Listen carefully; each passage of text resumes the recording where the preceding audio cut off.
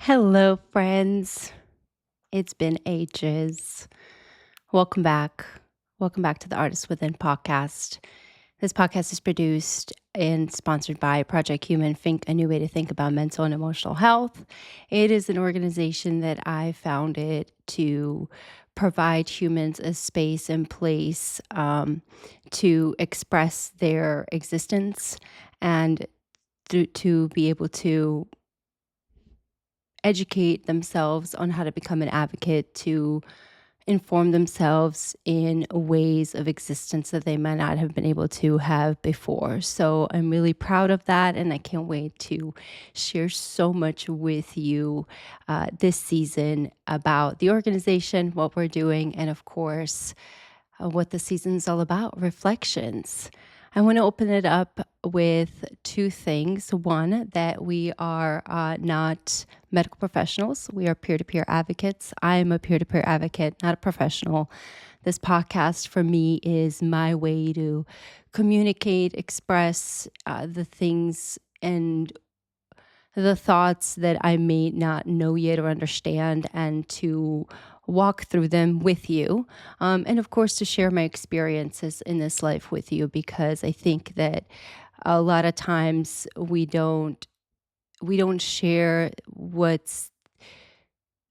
we don't share the really, really, really hard part. And I know that I have not. So I know that most people will share the processes of what they're going through and share some of their trials and tribulations. But then there's a part of us inside of us that we don't share. And that's something that I have been battling my whole life and figuring out how to create something better than the monster that I had seen.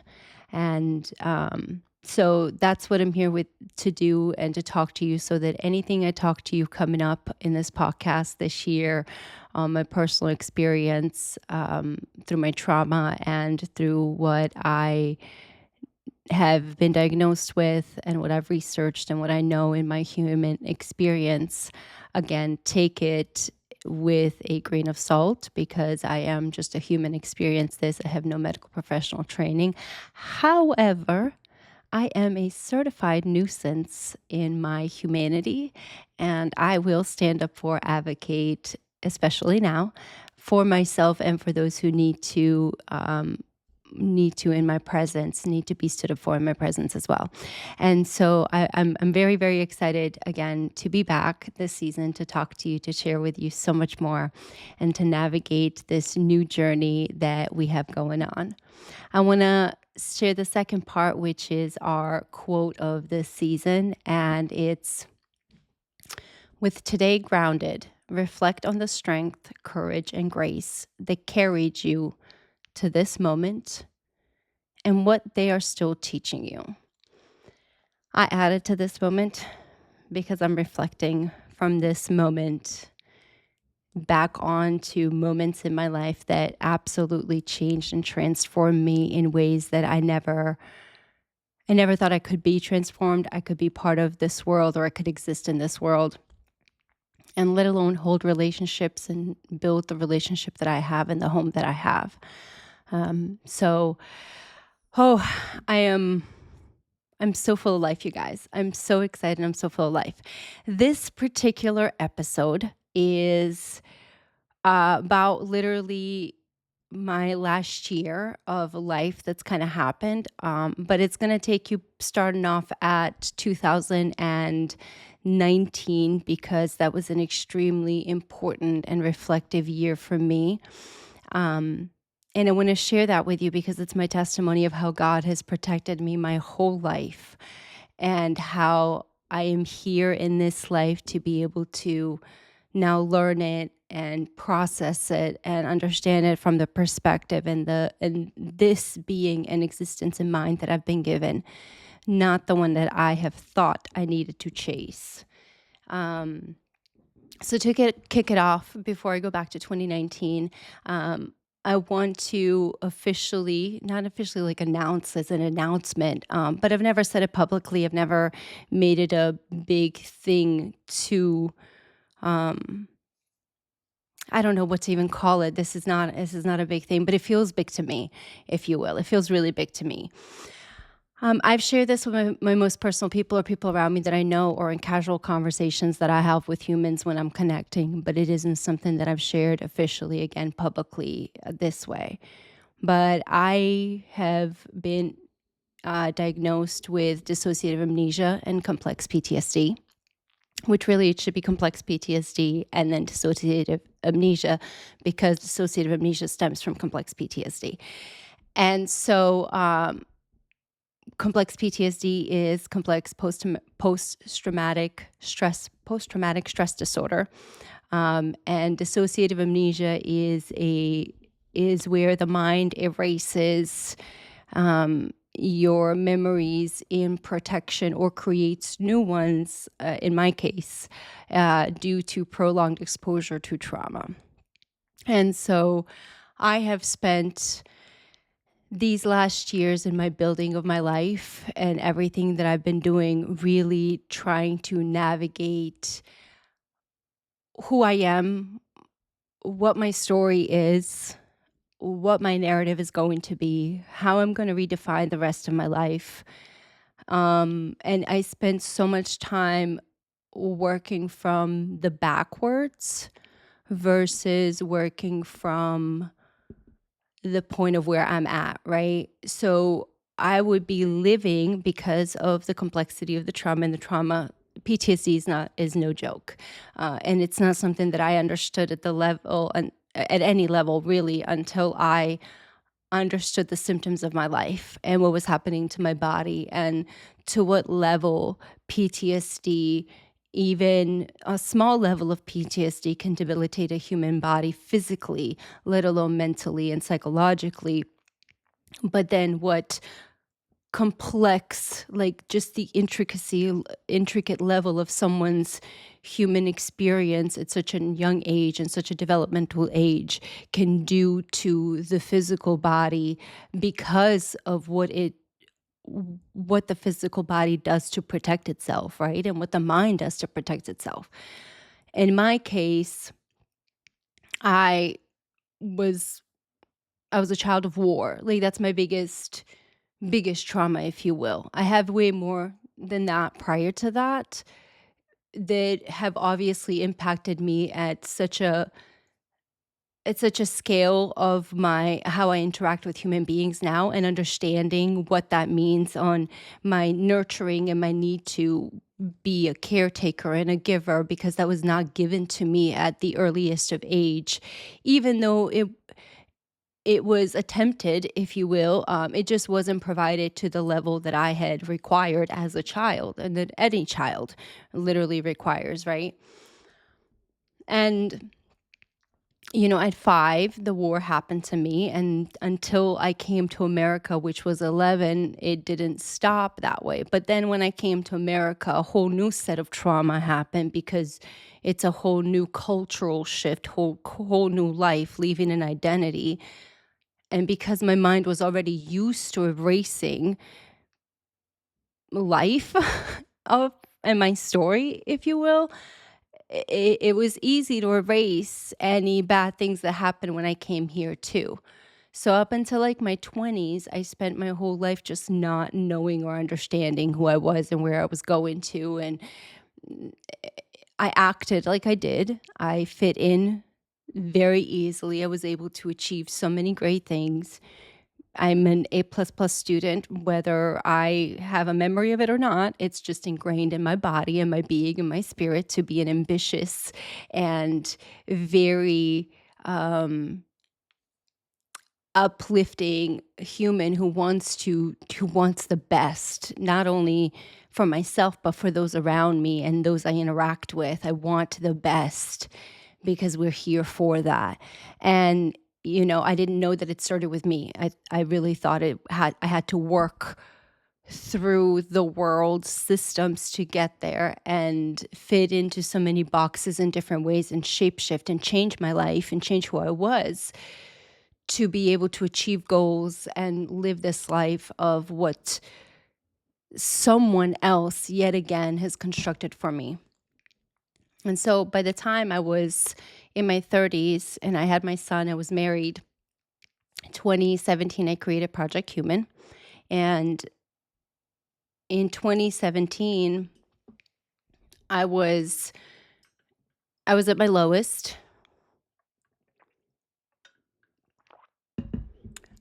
I was at my lowest in my space because I had attempted to take my life that like a year prior to that, almost a year prior to that, in 2016, and it was just the hardest year. And 2017 was a year that I had accepted and I was going to try, and that was hard. Trying was hard. Trying to exist, trying to breathe, trying to navigate my that I had a body, that I had just trying to know I was here was excruciating. I don't even know how to explain it.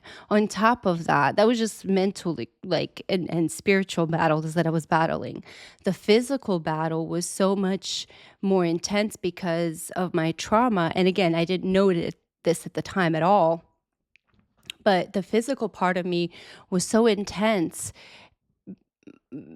The levels of cortisol and how much my adrenal glands were overused and overblown because of the war is just incomprehensible to even me or to a human being, because the pain levels that I was experiencing in my body were to the point where I would beg for literally over a decade. I begged my family and friends to break my bones because it would feel so much better than the pain that I was in.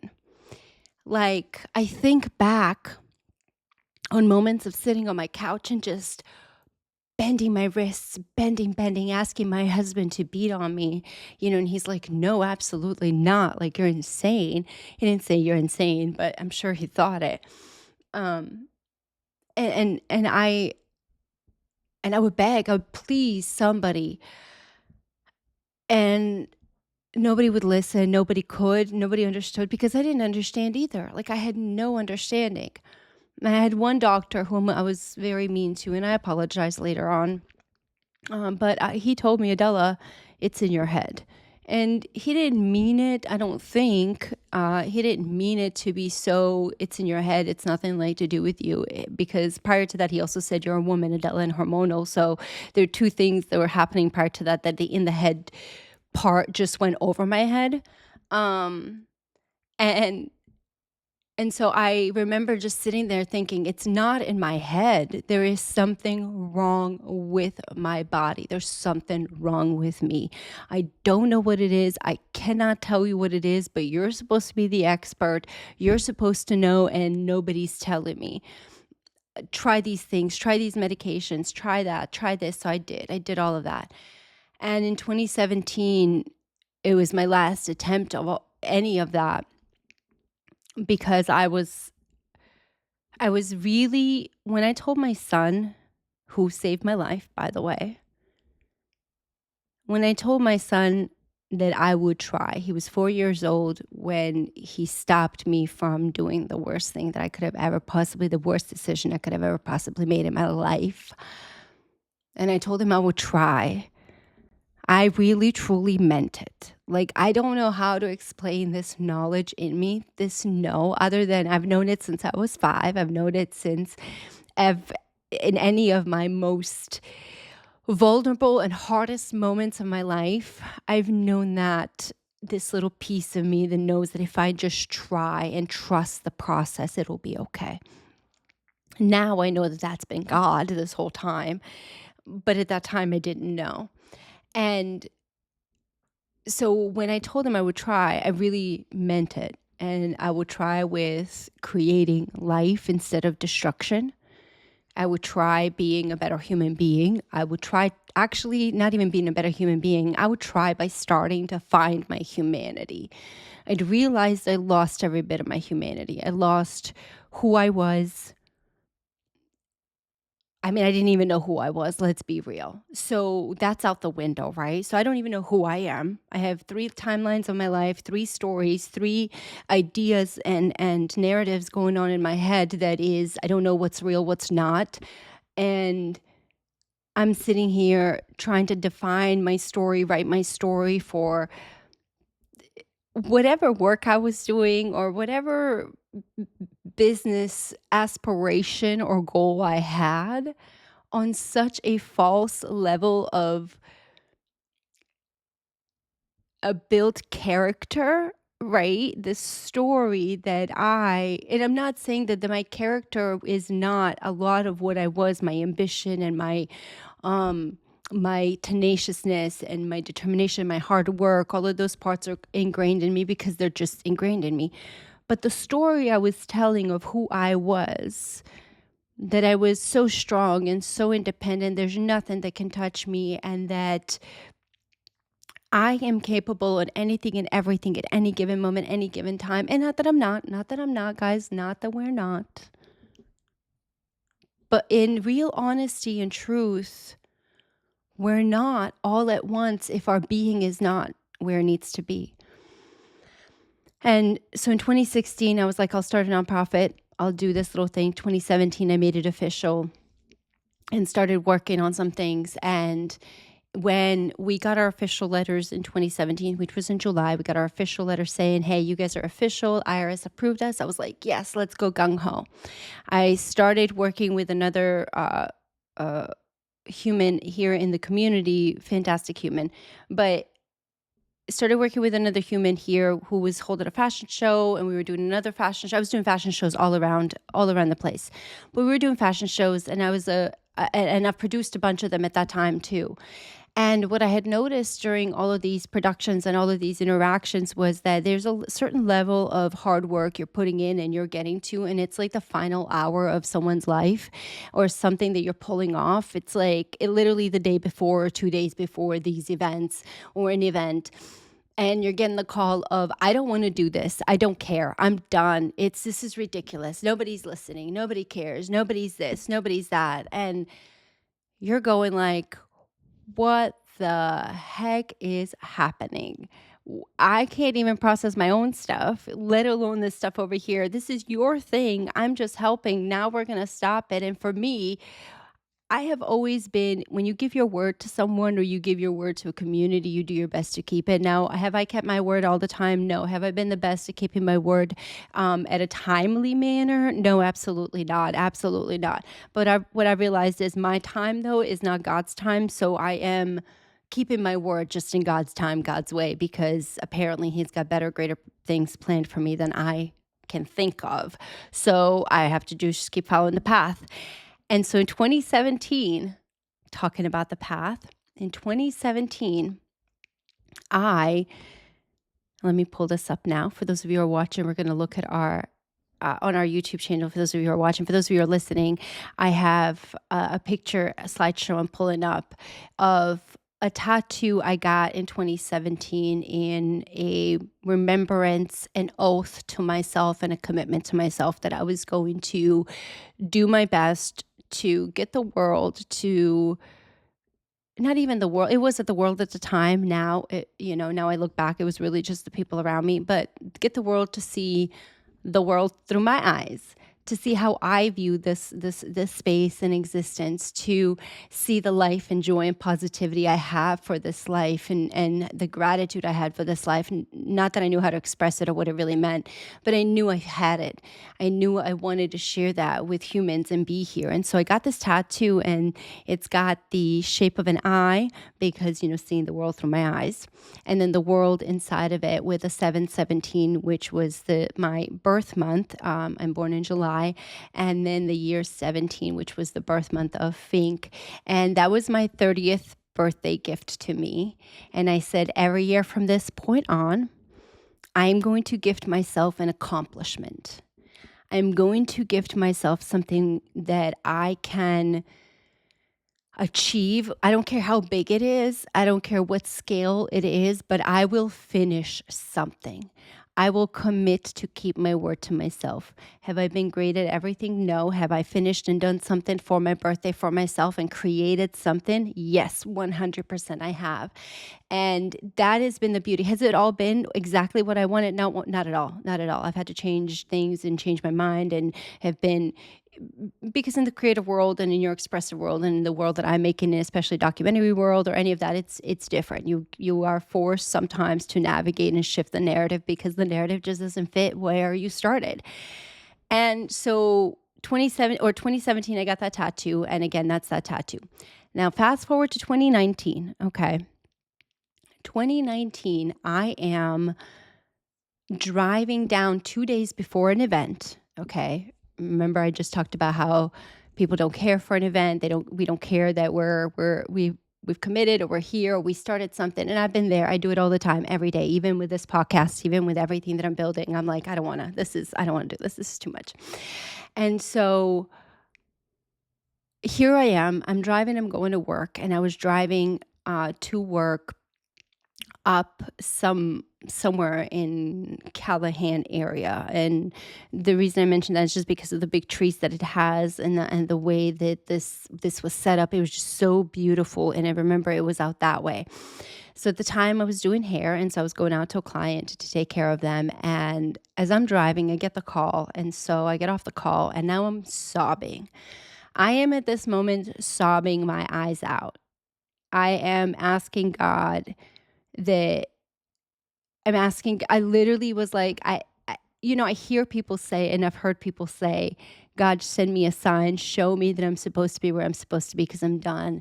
I've heard that saying, and they've had this transactional moment, this like moment of him really listening and hearing you. And I didn't understand how much this moment was him giving me my sign, because I've not seen it since then. By the way, 2019, not once have I seen it since. Not once have I, not to say that I haven't, because I see things, we see things where we want to see them. This is a real clear sign. I'm telling you this for those of you who are watching it. Again, I have my eye tattoo. It is the shape of an eye with a world inside. And I go, God, you you showed me, you've like guided me this way. And for some reason I was so vulnerable to really be there to say, God, you've guided me, because I wasn't speaking in those terms at the time. I was really speaking in universal terms. But in that moment, I was so distraught, because what we were working on meant so much to me. It was for humans who needed humans who really needed the help, or humans who absolutely had no more than what, had way less than what we had. And the things that we could do for them was just to show up and create or fundraise. And how hard was that? And to me, showing up to just something as simple, again, I couldn't process of how hard it was to do that. Now I know, but I couldn't process of how hard it was.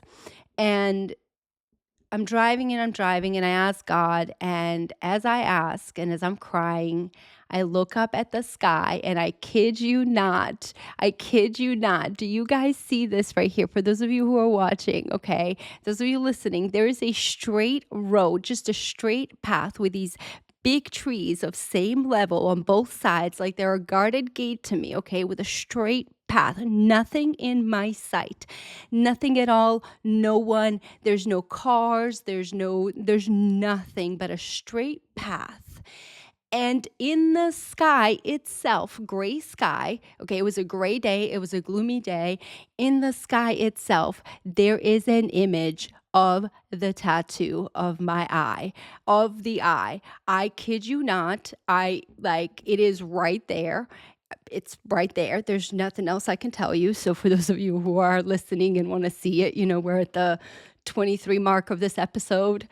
Take a listen. It's insane to me that this was shown to me. And I remember driving, don't do this, do not drive and pull your phone out and, take the pictures, do not. But I remember, because there was nobody on that road. There was nobody. I remember driving straight, stopping my car for a second, just a split second, taking these photos on my little phone and just looking at this. There's the level of relief, okay? The level of peace and relief that came over me in this moment was the same level of peace and relief that felt like literally guided over me when I was 5 years old, right before the war on April 16th happened, and right before my whole world turned around for me that way. That moment was, trust me, it will be okay. And it was so warm and so comforting and so shielding. I can't even explain it to you. Even as I'm explaining it now, I feel it. Like I just feel this level of his hand on me and his protection. And that moment was just like that. And I remember going, okay, I got you. I trust you. I got you. And I've been at it since then every day, and it's been a struggle for me. I promise it has not been easy. But I trust that he has given me a sign at a level that I can't ever comprehend. And thanks to technology now, I get to capture this moment, this moment of this testimony from me to share. Like, it's literally, I can't see it here, like, on my arm, but, like, it's on my arm. The tattoo is on my arm. That eye is in the sky. It is his sign letting me know that I am on the right path, and that everything that I'm doing with Project Human, everything that I'm doing in this space with this podcast, or any creative thing that I'm doing, as long as I am creating and I am following that path every day, getting up, creating my life, I have won. And I'm, again, I was astonished at the level of I'm astonished at the level of detail and how hard he heard me that day, that he showed me something I needed to see that I would understand. Like, literally, that I would understand, and that I would get on my path, and that I would have the visual reminder, because I'm a visual being, a visual reminder that I need to stay the course. The path is clear. It has been done and set, and it is already done. It has been paved. It has been marked. It has been everything you need. It's a straight path forward. And all I have to do is follow it. Stop deviating and trying to do these side quests. Figure out how to use my ADHD on a straight path instead of needing to side quest all the time. It has been difficult, that part. But I'm making progress. I'll say that. Stick to the path and come back, and you will be fine, I promise. And so 2019, that happens, and that gives me such a boost of energy, such a renewed sense of let's go and let's get this done. And we kick off everything now by December of 2019. We're like, let's go do all these things. I'm traveling with the Parachute Goddess Project. We're doing these pictures where we're across the United States and all these places, meeting wonderful women, hearing all these amazing stories. And of course, the big C word. I don't know what YouTube will do on the algorithm anymore about it. But COVID, of course, happens, right? And then shuts everything down. And here we are now into 21, 22, and I'm trying to navigate this online and learn what I'm doing with this, at the same time experiencing the worst PTSD I could, but I didn't know I was. And my physical body was getting worse and worse and worse. So much so worse that by 2023, I was starting to have nosebleeds that were running for like 15 minutes. And just as I'm walking across my house, it would just blood everywhere. And my arms would give out. I would just start to throw things. I would have spasms in my legs, and I couldn't move. And the idea that I was losing my mobility, my limbs at such a young age, I literally was in my 30s. I was 34, 33, 34, and maybe even 34. And I'm trying to navigate this. I have a young son. I am showing to the public that I am bold, tenacious. I'm shaving my head on the sides. I'm coloring my hair. I am expressing all these things that I am. You will not defeat me, right? Like, I am out there having my voice heard. And while I'm doing all of that and putting this front on, because let me be real, it was such a front. I had in that time of my front already filmed one music video where I shaved my head and was navigating that life and out of that. Another music video with a whole bunch of humans coming and putting them together where we're like, no, you will not box us in. We're going to play this game of checkmate and this game of chess our way, and how we play it, how we do it on an individual level is up to us. You don't get to navigate it. You don't get to do it. I don't care that it's not fluid this way, or I don't care that it's rigid here or it's not here. I don't care. This is my story, my narrative. So we do that in the midst of shutdowns, in the midst of all the craziness. We're doing that while privately I am literally trying to feed myself after I get off of a set or after I do that. I didn't realize and I didn't know that those times and those moments were the thing that was feeding me, right? Like, I didn't know that that was how I was getting my high. My adrenal glands were so shot and beyond the ability to comprehend what was excitement, what was fear, what was just your everyday, I need to move, work, energy. Like, it did not know.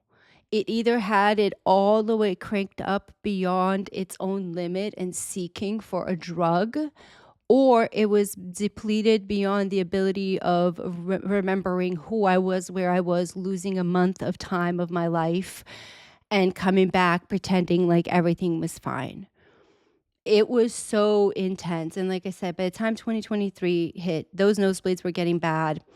I had to retire from doing hair. I closed down my business. I'm not like, I don't know if I can do any of this at this time. Like, I start going to the doctors, we start doing tests, and we start asking questions. We do vials and vials of blood work. When I tell you I had like 40 vials of blood work within a week span, every time I went into that lab core, they kept, by the end of it, they were like, do you have anything left in you? I had become so thin at the time too. I couldn't eat. There's nothing I could keep down. Medication wasn't all working. And I refused at that point any medication anyway, because it was screwing with my mind so bad. It just, I could not let it have it. I was already told that I was crazy. I was already told that everything was in my head. I was already told that no matter what, there's no help for me. So why would I be taking things to make anybody else right? Right? Like, why would I make them give me for them to have an excuse for why I was crazy? Well, she's on medication, so of course she's crazy and she's lost her shit. Oh, well, of course she's on this, she's taking this. I was like, no, I refuse it. I will suffer my physical pain without anything. And it was only over-the-counter medicine that I was taking for a long time. Even in like 2020 to 2023, I was my liver, I promise you that I have worked really hard, hopefully, to repair something. But the amount of like Tylenol, Aleve, and Bayer medications I was taking on a daily basis to alleviate my pain, weekly basis, I would be going through 2 to 3 bottles of any combination. Obviously not healthy at all. Not healthy at all. Thank God today I'm nothing, not even Tylenol for a headache. I've figured out how to not to necessarily say meditate through it, talk through it, but I've learned what it means to connect with my body now in my mind, and how everything works and where to keep it. So I'm so glad to be, as I call, sober from all of those things. And so, yeah, so 23 and 23 hit. I start going to the doctor. I start navigating that. We're trying to navigate what's going on while I'm having these nosebleeds. I see the nose specialist, the doctors, the throat nose specialist. I see the sleep specialist, because my sleep was obviously so completely not good at all. And even though I was trying really hard, because I wanted what I was saying in Project Human, even at the time that I was starting, I wanted it to be real. I wanted my walk and my path that I was saying to actually be real. I wanted it to be as honest as possible, because I knew that there was something about honesty, something about the truth that mattered more than anything. And now I can't find the truth of the world, right? And I don't know the truth of the world at all. I'll never know that. But I can work really hard on finding and discovering my own truth and who I am and what I stand for. And that nothing or no one can take that away from me. And that's been the journey for me this whole time of finding my home. That's been the definition of what I've figured out, right?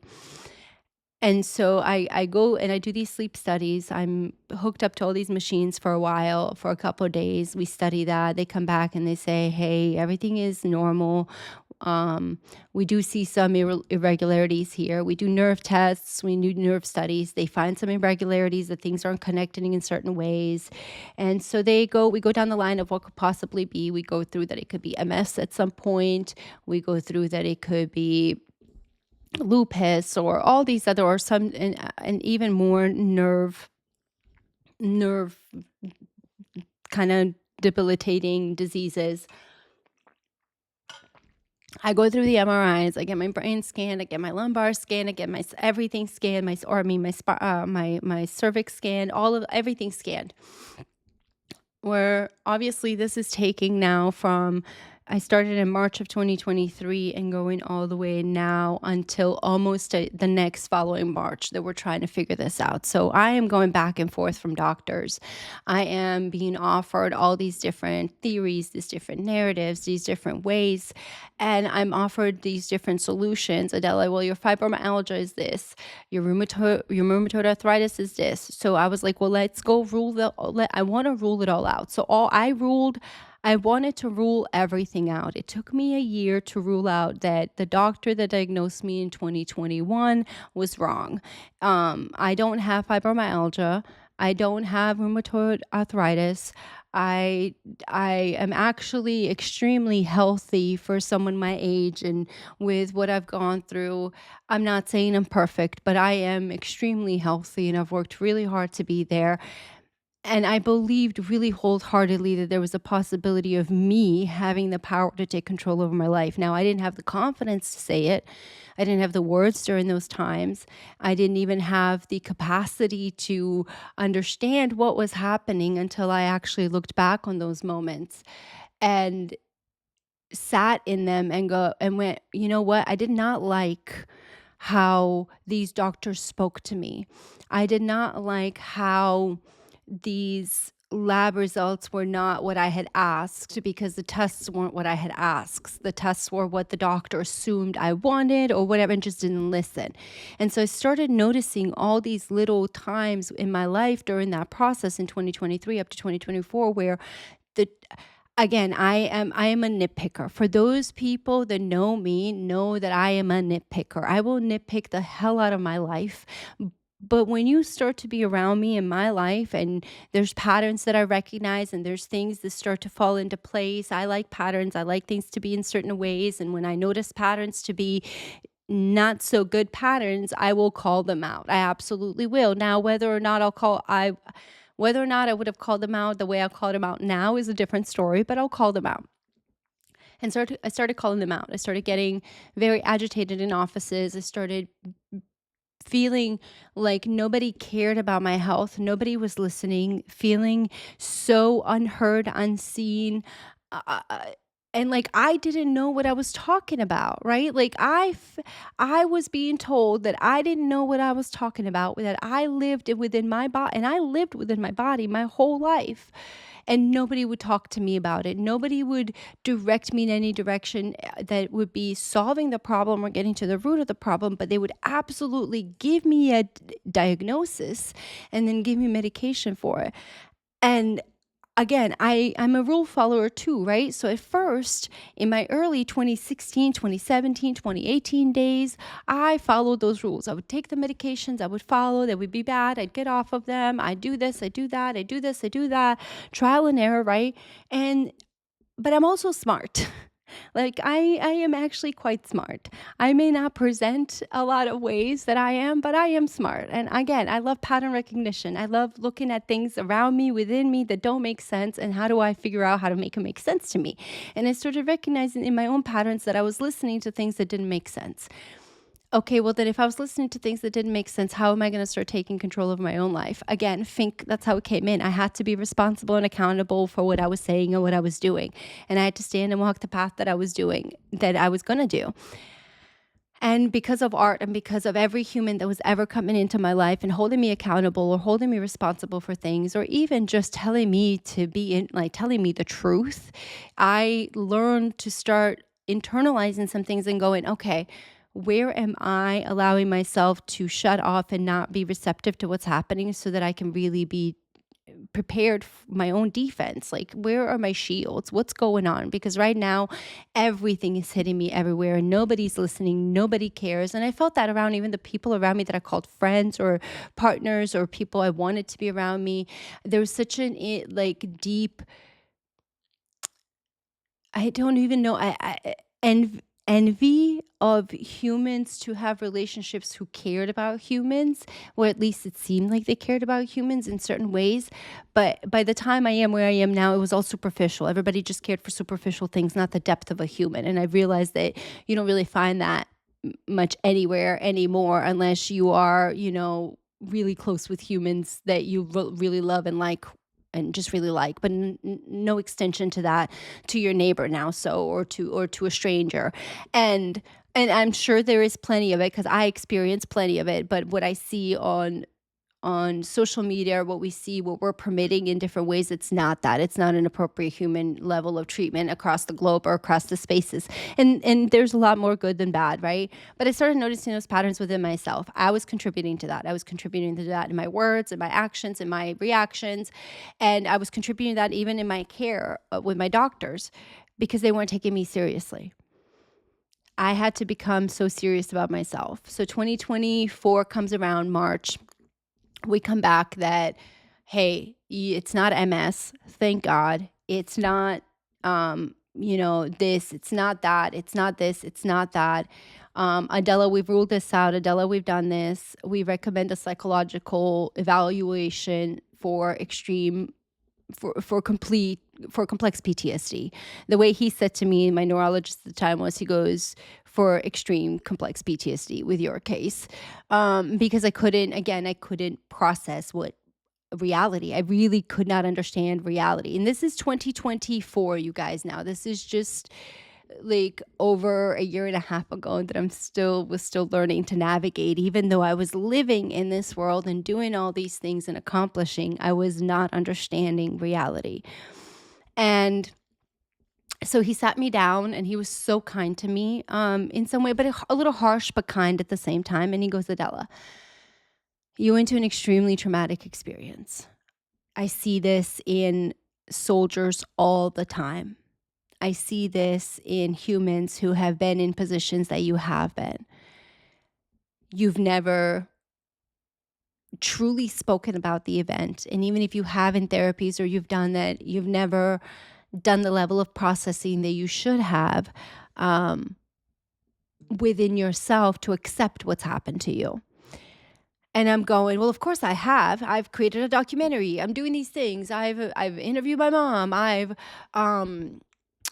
found my prisoners. I found the people who kept me captive in the prison. I found them. Like, I have really deep dived into facing and accepting what happened to me. He goes, no, no, no, no. He's like, you may have in a way, but what is the retention of what you're diving into? And that kind of made me pause because it wasn't retaining anything. There was like, I have no memory of interviewing my mom, even though I sat down with it and I have hours of the footage. I can look back on it. I have personally no memory of it. In this house, we did it. I have no memory of certain situations, certain things in my life. And then I, of course, have no memory of like 20 years of my life. And the memories I do have are not real, but they're not real because they've been misconstrued by my own mind for the safety of my own self and survival, right? So when I was in prison, my mind, instead of being in a prison, cold, wet, damp, concrete cell with women and children and guards shooting out there, screaming and yelling and torturing, right? Instead of that, my mind in my own little corner decided that it was going to be in a field with a sundress, in a blue sundress with a white collar, and I was going to be free in that space and roam, and they were wildflowers. And just to think that that is what I believe so wholeheartedly was my reality was not my reality, because my mind decided that it was going to be better to create something in something so not happening, so opposite, to protect me from whatever the tragedy was going on around me. Now I know the stories, right? Like I said, I delved deep into them and trying to understand them and learn them, but I don't know it. I have no real no ability to relate to that level of what happened there, because it's so hard for me to say I was there. I know that those things happened to me with any kind of level depth of emotion, in some sense of like, hey, this little kid did these things. Hey, these things happened to this child. And yet today I talk about it as if, hey, you know what, standing in front of a gun to be shot because that's the most logical choice to make in the situation. Like that to me is just a fact and just an action that happened, and that happened in there. The rest of anything is like, even that was hard to admit that could have happened, that I did that, until I had my memory back on some parts, which is great that I am, and sometimes not getting it back, right? And so 2024, I decided that I was going to, April 2024, with that message of what he told me, that I have complex PTSD. And because I suffer from dissociative amnesia, which he diagnosed me with too, he said, Adela, some people will get their memories back, some people will, some people won't, and some people will live a lifetime with, both those realities. And that was hard to accept, because how can I live with 2-3 realities in my head and my mind and not be called crazy and not be associated with like multiple personalities, or be associated with bipolar or schizophrenia or all these other definitions, when I know reality and I understand and I can live in it, but I also don't understand it at the same time. And I know that's a paradox to say, because how can I understand and not understand? Because I live here today in this space, Adela of today, does not understand the trauma of what the child within me went through. There is a child within me that I'm still healing. Now she's growing up and she's making progress. But at the time of all of this and the time of understanding, picture this. The child is living in a corner of a city, or a rubble, or whatever it is that you might be traumatic, or might be something that's in there. But for me, it was a corner. It was a street corner, and she's homeless. She's out there. She's got a teddy bear and a machete, and there's humans walking by all the time. It's a busy, busy street. It is a busy, busy, busy space. And I'd see a familiar face, and that familiar face, I didn't know that familiar face was me for a long time, but I'd see a familiar face. There was a familiarity to this being that I would trust enough that I would extend my teddy bear hand, and she would take me and she would take me out, but I would get hurt again. She would take me to a place and space where it would hurt me. She would sabotage me. She would put me in positions that I didn't want to be in. She would create positions or situations and narratives that did not define who I was. And yes, I'm talking about me making decisions for something that didn't sit with the core of who I was. And then I'd have to run back into my little corner. I'd have to run back into my space.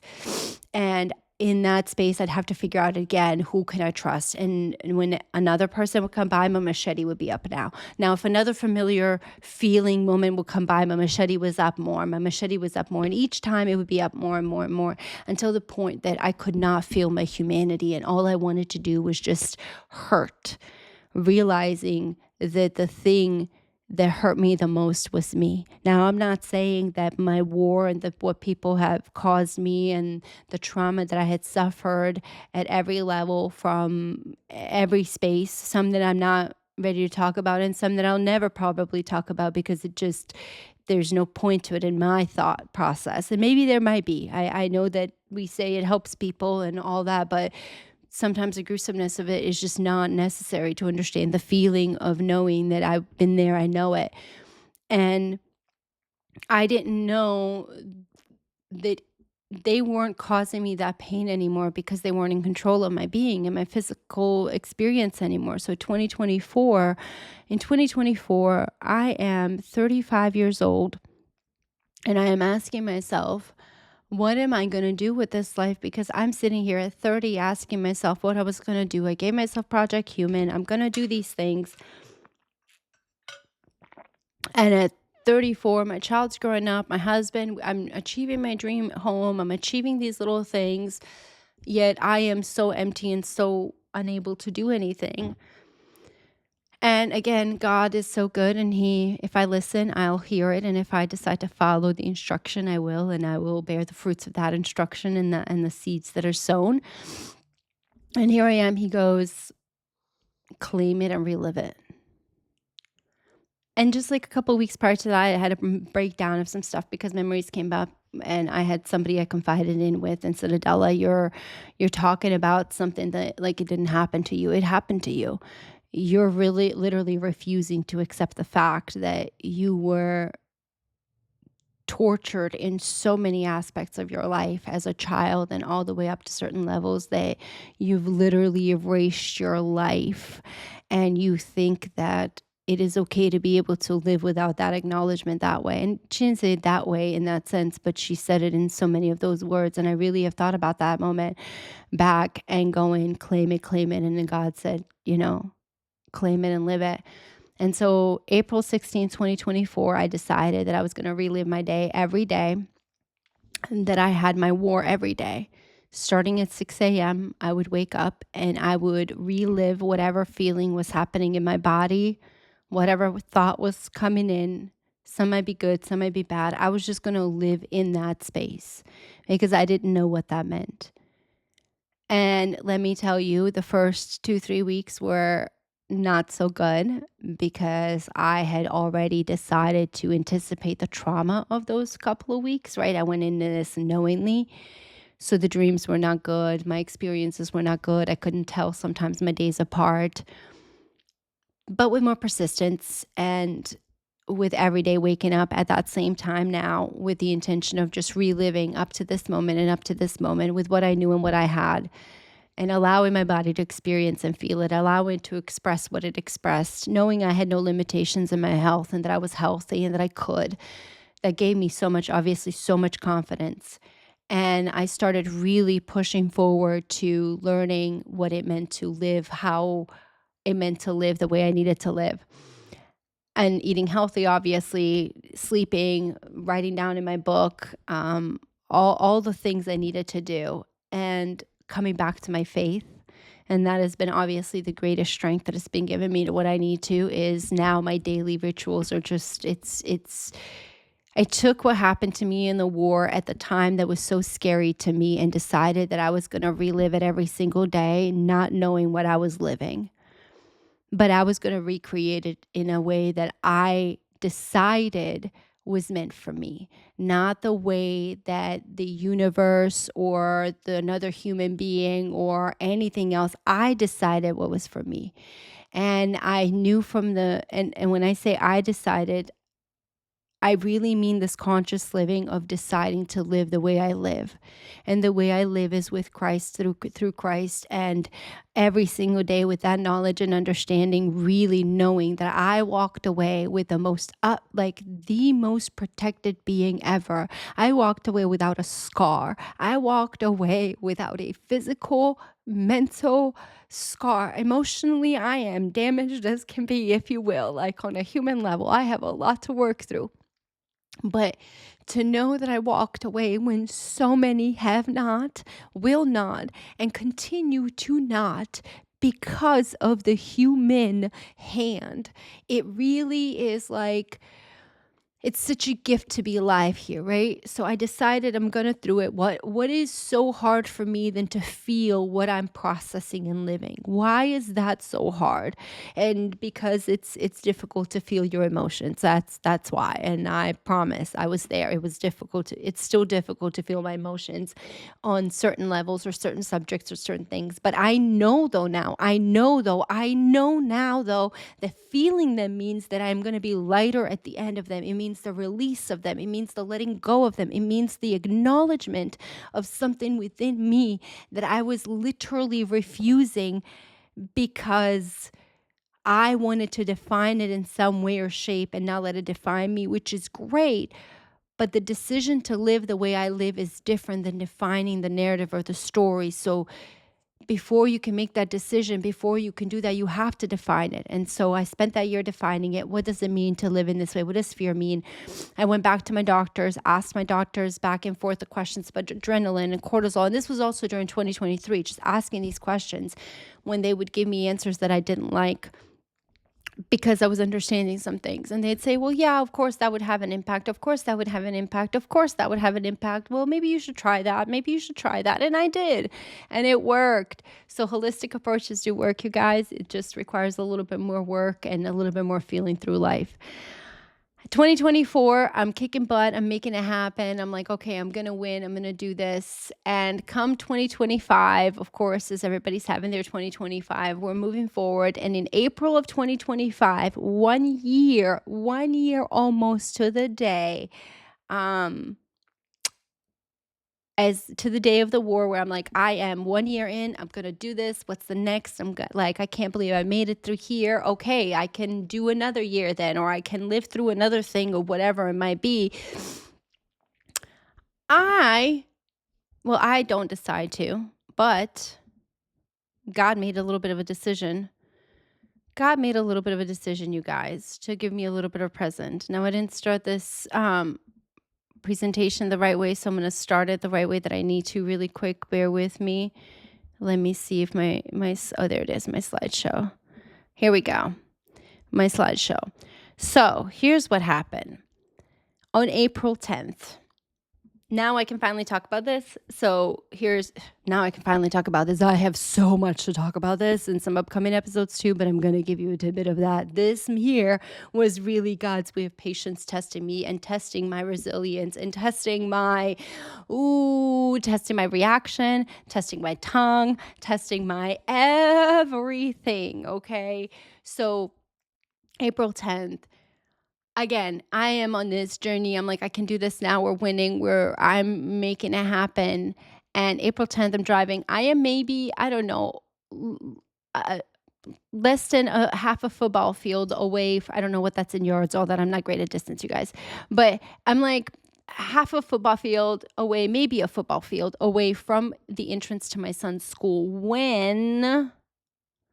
when someone decides to run a stop sign because they think they can. And they did. And then what happened was we got into a car accident. So I T-boned them. I T-boned the heck out of them. When I tell you, when she came out, so for those of you who are watching on or listening, there's the image on the screen showing you is the street from which she came. And there's a stop sign there. And she came from that side and she came so fast. She had apparently stopped for a split second and then decided that she could make it through because there was a witness who had called 911. Thank God. This incident was all God's hand. I promise you, all God's hand. Another miraculous testimony to my existence today and why I'm so glad that I am able to do what I'm doing today. But she runs that, and as I'm coming, I T-bone her, right? So like I straight shot T-bone her. And my front gets, because she then speeds up a bit, so my front gets pulled in, and swept to the side into my son's side. Our airbags implode. Everything just implodes. Everything is like going crazy. But as that is imploding, as that's all happening in that moment, okay, my window is a little bit down. I remember I remember crashing and seeing the airbags explode, but I promise you the airbag did not touch me, because the next thing I saw with that airbag hitting was literally like a palm. It was just an aura of a palm that came through. I can't explain it. That came through and just put right in front of me. And so when that airbag exploded, because I had my glasses on, there was no memory of me smacking my face at all. I was consciously conscious. Like it was such a, I can't even explain how jello like the whole experience was, even though that it was not, okay? Because the pictures prove that it was not. So we slam in. The seatbelt though does cut me really hard on my right, and my shoulder gets messed up, my left shoulder here. And so all that's happening, pedestrians and people around are walking up, running up and going, "Hey, we saw it, we saw it." I look out the window, and I remember the first thought going, besides, "My kid's okay?" Because I look over, my kid's okay. Because I also put my arm out too this way, and thankfully, like, I didn't hurt my shoulder so much on my right arm. But I remember looking out the window as it was all happening and going, "God, whatever you got in store for me better be good, because this was not part of my plan." And I remember having this giggle in the moment going, "That's your plan. My plans are greater." And I just had to trust that process in that moment. Like I had to trust. I promise you that this last year was really the test of trust of all of the things I've done, because this was a knowing trust of my existence, and knowing the patience that I had to, and knowing the steps I had to pull back. Just this knowledge of slow down, pause. You cannot. My plans are greater than what you think. And so as that's happening, we had the paramedics come out. I asked them to check Lee out. They check Lee out, and they're like, "He's okay." There's the other car. That's where she ended up, right there, because of the way I slammed into her. And her whole like midsection is just not completely caved in, but her frame is pretty caved in. There was no movement to that vehicle either, because the way she came and the way I was going, and I wasn't even going fast. I was going the speed limit, like 25, 28, because the speed limit's 30 there. And so she was like, so we hit it. So my poor baby, my Hyundai, which was paid off, I was going to drive that car till the wheels fell off. I had that car for over a decade, paid off. This baby has survived everything with me. And I mean everything. She has seen me grown up. She has watched me grown up. She has listened to my cries. She's comforted me when there was no one to comfort. She was there. That car was my baby, okay? And so she got whammed. She sacrificed her life for me. Literally, you can see on here the red liquid that is out there is from I think they told me the engine. Now, I don't know. I don't know anything about cars, but she decided to take it for me. And she did. And she really, really, truly did. She was, look at that. She's so bent up. She's just so crooked, like just a poor sad little thing.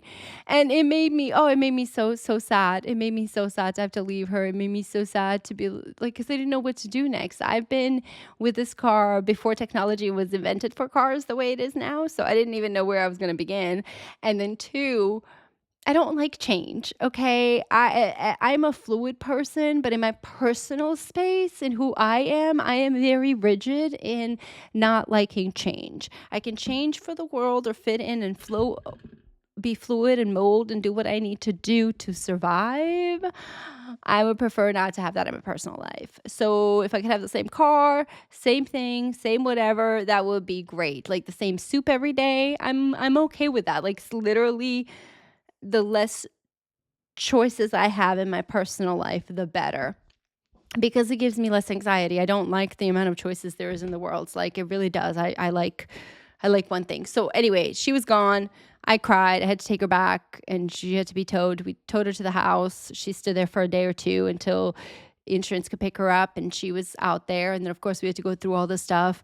My recommendation, if you're ever in a, literally my recommendation, if you're ever in a car accident, it's not your fault, get a lawyer, period, end of discussion. Because if I had not had one during this time, I would have been not only screwed out of so much because I was, but I also would have been put into a position that I would not have been able to be out of, or like I caught my doctor lying. There's so many things that I'm gonna talk about in a little while, or probably the next episode, just because it was such an intense process of having to learn this year of how to navigate this car accident. And so I want you to, my recommendation, literally, I am recommending that get a lawyer. Just call them, talk to them. No, it's not going to hurt you, but to let them know. And that's what I did. Thanks to my friend who's like, get a lawyer, talk to them. And I did, and so glad that I did. But then on the good side, so yes, so I lose my baby, I lose all that stuff. And now I am in search of a car, right? We had planned to get me my dream car. My dream car, which is a BMW. Now, I didn't care what kind of BMW, honestly. I really didn't. It was just that I was going to have a BMW. Here's why. When I was a little kid during the war and right after the war, we would be playing out there with our bikes. So we had these little dirt bikes, my cousins and me, and at least that's a memory in my head. Now, I could be wrong. Like I said, my realities are not the same realities, and I accept that now, and I know that now.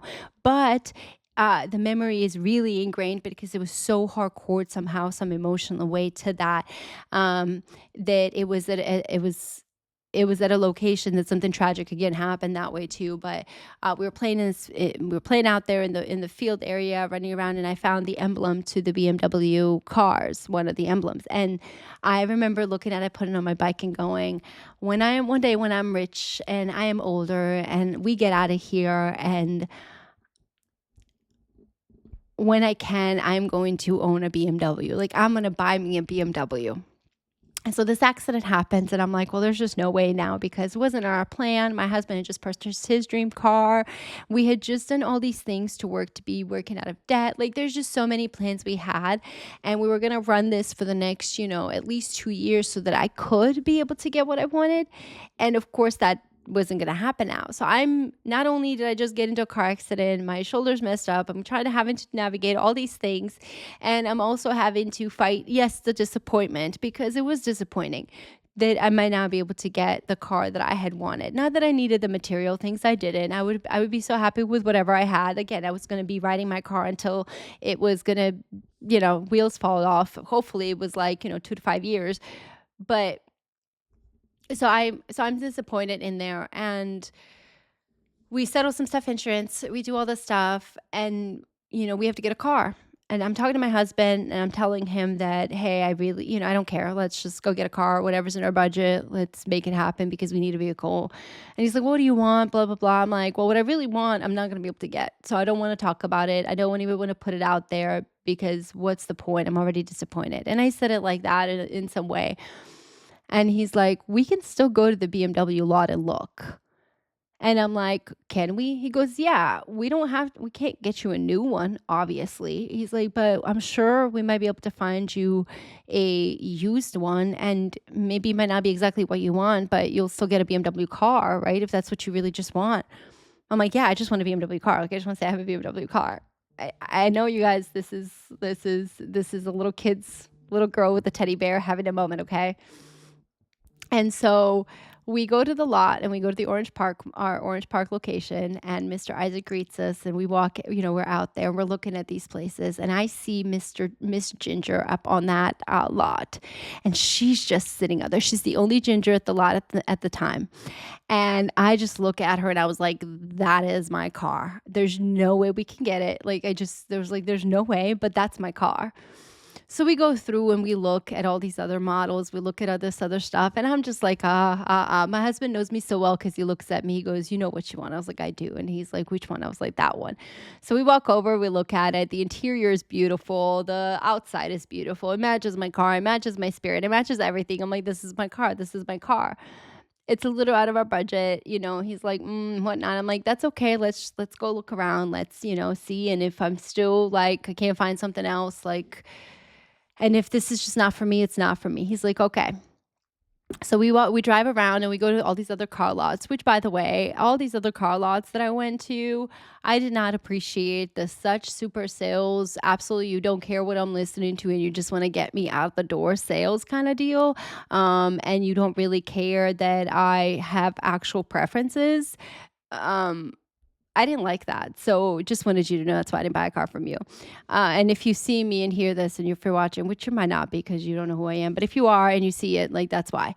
Um, but I did because I didn't like them. And so every time they would walk in, they'd be like, well, what are you looking for right now? And I was like, well, I would prefer to have, a lighter color or this or that. They would walk me and give me this like really dark dark car. Just it was so dark. That's all the only way I could say it. And I'm like, No." And I'll sit in and I'm like, "Nah, nah, nah." I was like, "Honey, I'm so sorry, but you told me to be picky this time. I'm gonna be picky. None of this is compared to what I had seen and what I liked and the joy that it brings me." He's like, "Okay." So again, we go through all these other places, and we're looking, and we spend a couple hours looking at that. Go away, come back. We come back to BMW. Isaac's there, and he talks to us, and he's like, "Listen, here's what we can do, and here's these things, and it actually has just gone down a little bit more with this." And so God's so good because on that same day, that car went down another 10K. That was obviously way out of our budget, but it put it right within our budget where we could adjust a few things. And so he was like, if you really want it, I'm sure we can make it work. And we go home, we crunch numbers, we do what we need to do. And by the end of that next like day or two or whatever it was, 19th. So April 10th, the car accident happens. April 16th is the anniversary of my award, what I'm me living through it and having this moment, right? And April 19th, I get to walk into the BMW ownership or dealership and get me my own BMW car. You guys, the tears that I had at like this little girl getting like I come from literally night and day of a life. And to be here to have it is just such a blessing to me. I can't even fathom, like, that little girl can't fathom what I'm living, and I can't fathom what she's living, which is why it's so hard for me because I'm lived both and I know both, but I don't understand neither one. And it's crazy. Anyway, so as teary as I am now, and as tear, teary as I was then, um, I remember the day before asking my husband, "Hey, do you think they'll have it in the showroom for me?" Because it was outside and whatever.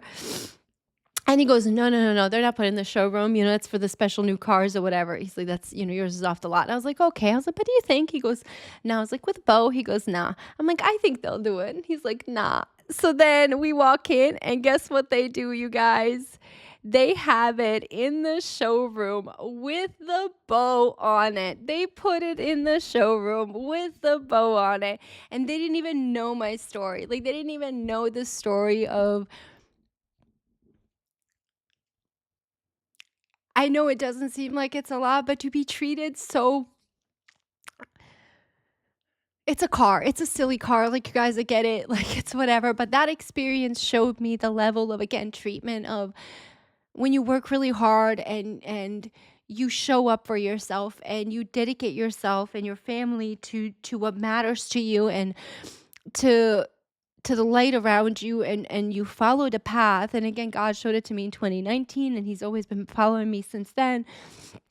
But to follow it and to be there and to trust the process despite how difficult it is, despite the challenges that come through it, and to be here and to say that now I have it, and I got to drive off of it. Look, I'm so joyful, you guys. They put the ribbon on, they put it on. I got to drive off with my car, and that's Miss Ginger. She has been with me for a few months now. Well, almost a year now, actually. I haven't been able to talk about this. I was in litigation for almost a year, so I couldn't talk about any of this. I couldn't share nothing.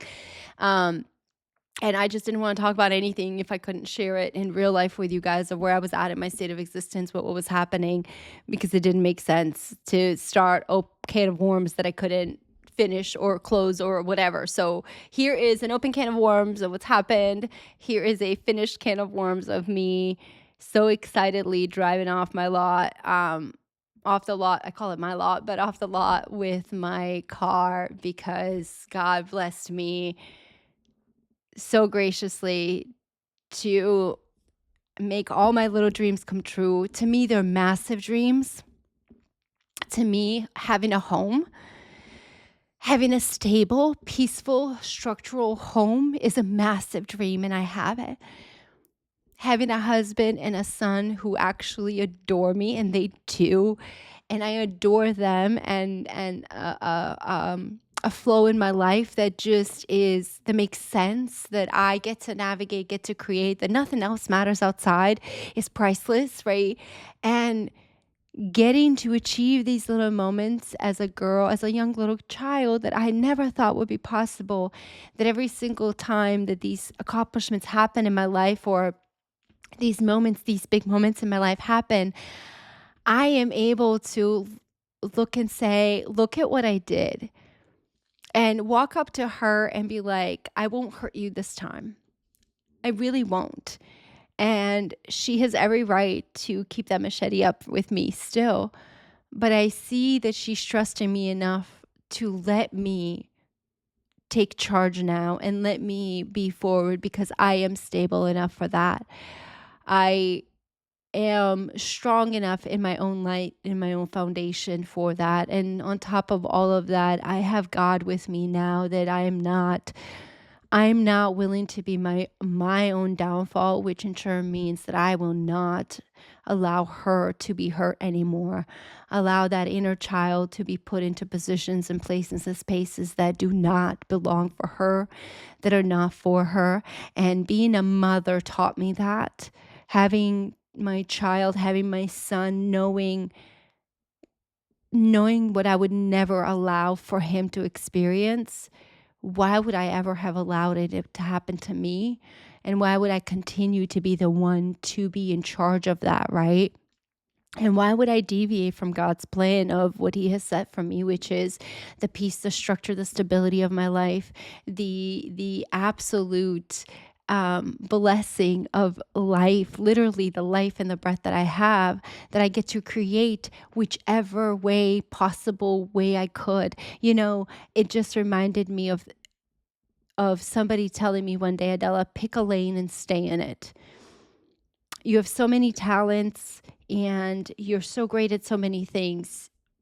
And many people have said this to me, and they said, you'll never succeed if you don't pick a lane. You don't pick a lane. But this one kind of stuck with me a lot, because I, for some reason, was just really enamored by this being. And I was like, their opinion really mattered to me. And for them to say that to me, it stung for some reason, because I was like, well, I think being, a complex artist or a lot of different things is great. But again, I always look back and go, they were right in what they said, in the way that they said it, just not in the way that they knew what they meant to say that way for me in the space and place that I needed. But they were right when they said to pick a lane or to do these things. I did pick a lane, and God showed me that lane. He gave me literally a clear path. Again, he gave me that picture. He said, Adela, I don't know what else to tell you other than you have it. It's right there. It's a clear path. Here's the stamp. Go for it. Why are you not walking that path? Today I get to say that I am. Today I get to say that I'm really excited to navigate this new journey of my life and to reflect back on pieces of my adventure, as I'd like to call it, and in which part of my story I started to really reclaim parts of who I was, which parts I'm still navigating, and how now I understand to advocate for myself. This car accident, again, really taught me really taught me that I couldn't be afraid. And in that space, God said, Adela, are you really sure you're going to go down this path? You keep asking. Here you go. The question really was posed for me. Are you sure you want to advocate? Are you sure you want to stand for this? And I was like, absolutely. And then the choice was, then are you going to advocate for yourself? Yes or no? And the oath I took to Christ was yes, 100%, which means that yes, I will advocate for myself. And that I can't wait to talk to you about on the next episode. But I wanted to share with you my reflections and where I've been these last couple of years, because I have not shared that. The struggle for me is real in connecting on a personal level with humans because I don't know my real story. I want to know it so deeply, so wholeheartedly. But at the same time, it does not matter.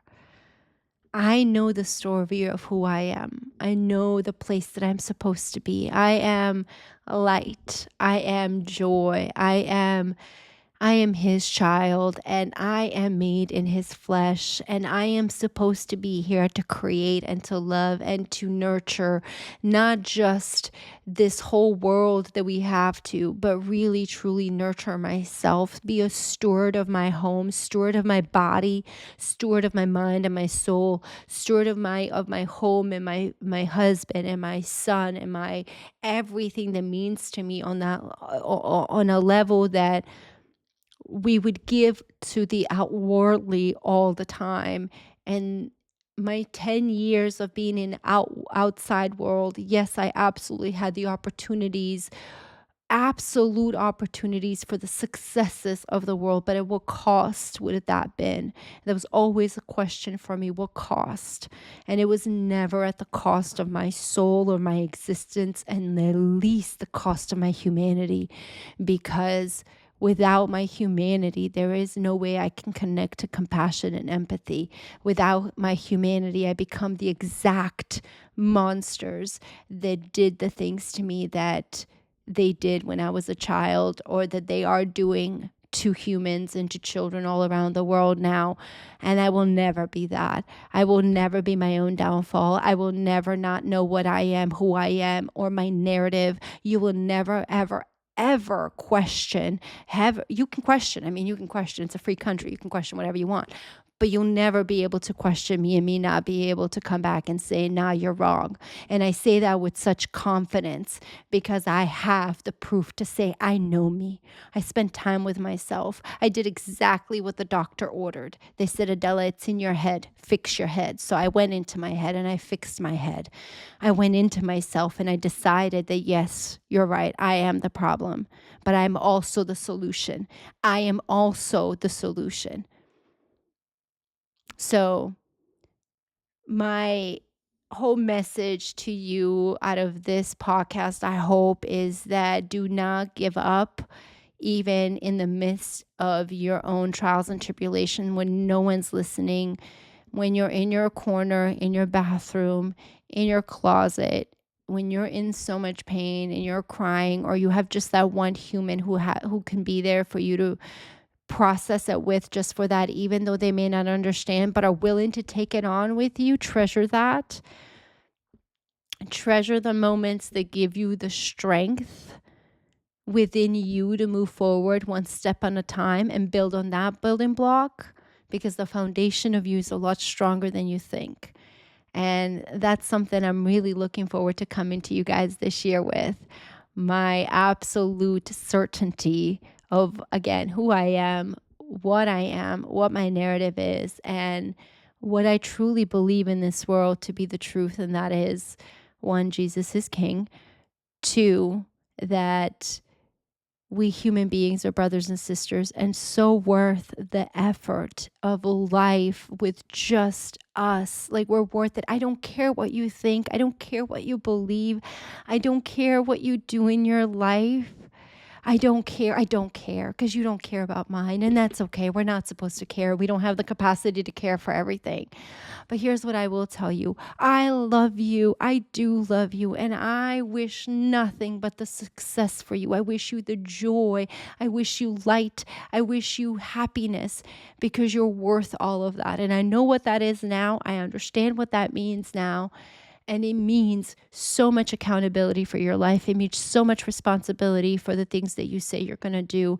And it means really accepting and claiming every part of your life in every facet of its existence, because it's the only way you grow. It's the only way you get to truly figure out who you are. And again, when I started Project Human and I started even this podcast, I thought I knew. I thought so many things. But even in this last year of having to navigate this car accident and having to navigate this whole new system of standing up for myself in a different way, of shutting up in a lot of ways, and not being able to even have that conversation because of legalities, because of whatever might be going on, and having to really trust the process of it all. Trust that the next day is going to bring something greater, even if it doesn't feel like it. I promise days are not easy for me at all. They're not. Even today, every day today, did not want to get up. It was a struggle, but I did. Easier, so much easier now, I promise. And I see it now that it's easier. So now that I see that it's easier to do it, I do it much faster. Before it was harder, but that's the part of hope and never giving up, right? That's the part of trusting and having faith that you're worth the effort that you put into yourself, that you're worth the time of educating yourself and informing yourself and advocating for yourself and learning about who you are so that you can stand on your own 2 feet. The greatest subject you can invest in and the greatest subject you can learn about is yourself. Everything else you can just be a master of something a little bit and a jack of all of it, but a master of none of it. But the one you need to be a master of is the one of yourself. And that is the one subject you should be able to know everything about, in and out about. No one else, because no one else lives with you. And these last few years, this decade of being in this study of my own self, this decade of navigating this organization and what I want to do in creating and just understanding human life has really, really solidified my belief that, again, I am a certified nuisance and I am certified in my own life, and that I am allowed to be the expert in my existence because I live it every day. I have gone through the hard knock school. I have graduated with the top honors. I am the master of my own, of the top of the class. So who are you to tell me that in your 5-10 minutes of meeting or conversation, you know me? And that part, I hope you guys walk away from is, again, it's harder to learn it and really get there, but it's absolutely possible. Sending you so much love. Thank you for listening to this conversation. I know it's a longer one today, but I really have been holding this in for a year, and I have been able to talk over a year, and I figured I might as well just give it to you here in a big dump. I look forward to talking to you more in the next episode. I want to definitely talk about what it means to advocate and how to keep things and track the things that your doctors say, and show you my experience with, again, what I had to go through and how my doctor did not take care of me the way it was supposed to. And just what to do about it when that happens, right? Because it's important. So I look forward to talking to you about that. I hope that you guys are enjoying the rest of this, or the beginning of this year, beginning of all of that. I hope it hasn't been too bad. And follow, like, subscribe, do all those great things. I really appreciate you. Download the episodes, download our past ones. We have quite a few great ones. So much more education and so much more structure is coming, hopefully, in this space too. And I hope you can hear the growth not just see it in what we're doing, but also hear it within me in everything that I'm doing and the steps that I'm taking to be a better human being every single day. Wishing you all the best, sending you my love. A big, great hug to you. Thank you to every subscriber, every listener, every human who's ever supported me up to this space and place. Thank you to every human who's ever entered my life in every shape or form in any given moment to give me a moment of their time, because you have led me to where I am. You have led me to home where I belong. And I am so grateful for that. I am so thankful for that. And I appreciate every lesson I've ever learned. And I hope you will too. I'll talk to you in a while, my loves.